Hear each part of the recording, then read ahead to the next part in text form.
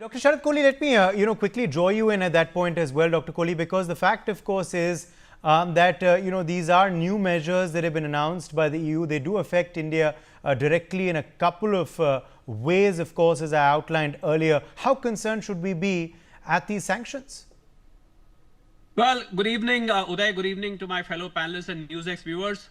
This is hypocrisy at its best, if you ask me honestly.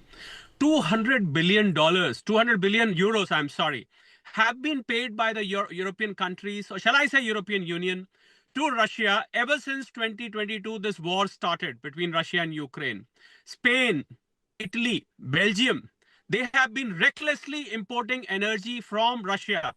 So this is hypocrisy. You can do it yourself, but you want other countries to be put under sanction. This is a classic case of, in inverted commas, this is not sanction. This is hypocrisy. This is double standards, Uday. Absolute categorical. And in the recent meeting, the 18th meeting we are referring to, Hungary and Slovakia have refused to accept these sanctions because these countries, they cannot survive without. They're going to die. There is winters around the corner in another few months.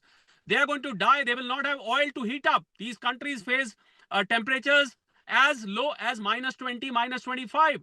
If they don't get energy from Russia, they are going to collapse. Their people are going to die. From day one, several of European Union countries had refused to accept these sanctions. They may be doing it under the carpet.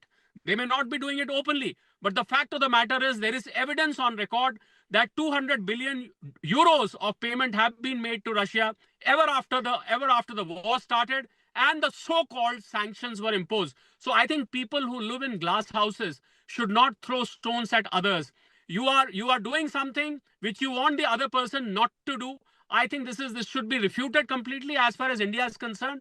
I don't think India is going to be impacted. India prefers to keep its relation on one-on-one basis. We don't believe in sanctions. This is incorrect diplomacy. This is absolutely violative of international, trading laws. And I completely refute it and I criticize it from the bottom of my heart today.